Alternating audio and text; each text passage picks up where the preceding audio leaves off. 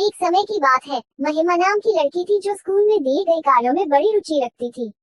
इस साल महिमा के स्कूल में गर्मी की छुट्टियां पड़ने से पहले उसकी टीचर ने सभी को विभिन्न पक्षियों के चित्र दिखाकर चिड़िया पर निबंध लिखने के लिए कहा था। सभी बच्चों को स्कूल खुलते ही निबंध टीचर को दिखाना था। पक्षियों की रंग बिरंगी किताब महिमा को बहुत पसंद थी। जब टीचर ने बताया कि उन पर निबंध लिखना है और सबसे अच्छा लिखने वाले को इनाम में वो किताब मिलेगी, तो महिमा खुश हो गई। टीचर ने सभी पक्षियों से जुड़ी कुछ कहानियां भी बच्चों को सुनाई। उसके बाद स्कूल की गर्मियों की छुट्टियां पड़ गईं। यूं तो महिमा हर साल अपनी गर्मी की छुट्टियां बिताने के लिए बाहर घूमने जाती थी, लेकिन इस साल की छुट्टियों में महिमा रोज पास के ही बगीचे में जाकर पक्षियों और उनके घोंसले देखने लगी। उस बगीचे में गुरैया जैसे बहुत से पक्षी आते थे। महिमा बगीचे में आने वाली हर चिड़िया को पहचानने की कोशिश करती और उन्हें गौर से देखती रहती थी।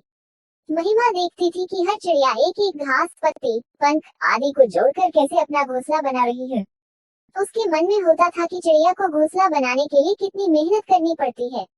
महिमा चाहती थी कि वो किसी तरह से उन पक्षियों की मदद करे।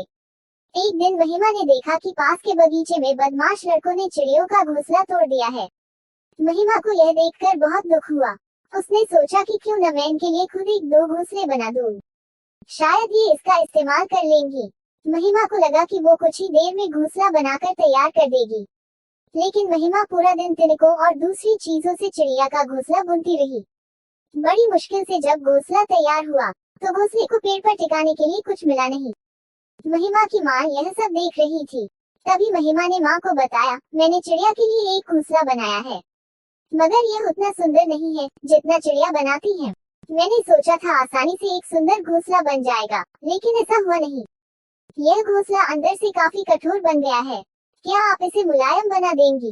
किसी तरह से महिमा की माँ ने उस घोंसले को थोड़ा ठीक किया। उसके बाद महिमा ने उस घोंसले को धागे की मदद से पेड़ पर टिका दिया।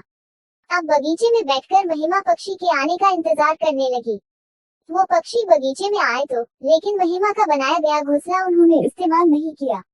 महिमा के साथ उसकी माँ भी बगीचे में आई थी। उसने महिमा को उदास देखकर कहा, तुम परेशान मत होना, अभी चिड़िया घोंसले पर आ जाएगी। तभी एक पक्षी ने आकर महिमा के बनाए गए घोंसले को तोड़ दिया। अब महिमा ने मुंह लटका लिया। तब उसे उसकी माँ ने समझाया कि तुम्हें दुखी नहीं होना चाहिए। देखो, तुम्हारे द्वारा इस्तेमाल की गई चीजों से ही पक्षी अपने लिए घोंसला बना रहे हैं। हो सकता है कि इन्हें दूसरों का बनाया हुआ घोंसला पसंद नहीं आता हो। दुखी मन से महिमा ने कहा, माँ मैं अपने स्कूल के निबंध में ये सब कुछ लिखूंगी। कुछ देर बाद महिमा ने कहा, माँ आपने देखा कि पक्षी अपना घर झाड़ियों में बना रहे हैं।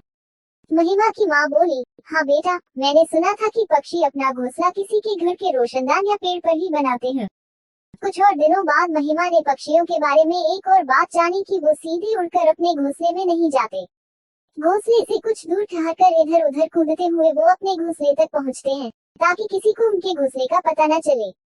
थोड़े ही दिनों में स्कूल की गर्मियों की छुट्टियां खत्म हो गईं। महिमा ने स्कूल जाकर पक्षी के बारे में लिखा और निबंध प्रतियोगिता जीत ली।